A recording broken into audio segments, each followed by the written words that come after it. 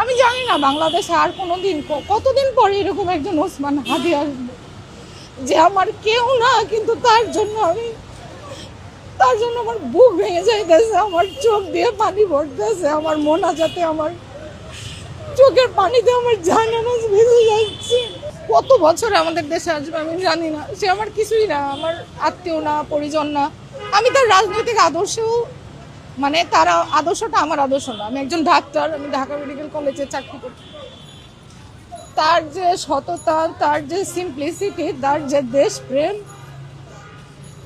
সে যে আসলে কোথায় আমাদের মানে রয়েছে আমাদের মনের, সেটা আসলে বোঝাইতে পারবো না। মানে ওকে হারানোর পর মানে মনে হচ্ছে যে বুকের ভেতরটা খালি হয়ে গেছে। আমি জানি না বাংলাদেশে আর কোনোদিন কতদিন পরে এরকম একজন ওসমান হাদি আসবে যে আমার কেউ না, কিন্তু তার জন্য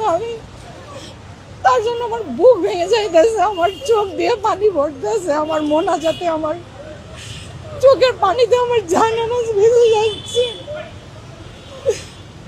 আমি জানি না কেন এত কষ্ট, ওর জন্য অনেক কষ্ট হচ্ছে। আমি আসলে থাকতে পারতেছিলাম না, এই জন্য আমি অফিস শেষ করে চলে আসলাম ওর সাথে দেখা করার জন্য। আমি প্রায় আসবো এরপর থেকে ওসমানের সাথে দেখা করার জন্য।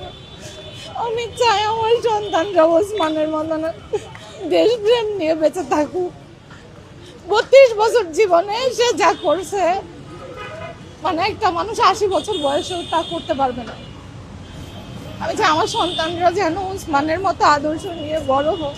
টাকা পয়সাই শেষ কথা না, একটা মানুষ কত নিঃস্বার্থ ভাবে দেশের জন্য করতে পারে, এটা আসলে ওসমানের মানে ওসমান হাদিকে না দেখলে মনে হয় এটা বুঝতাম না, জানতামও না যে আমাদের এইরকম ছেলেপেলেও আছে আমাদের দেশে, যারা দেশের জন্য এইভাবে করতে পারে, চাইতে পারে, নিজের অধিকারটাকে চাইতে পারে দেশের জন্য।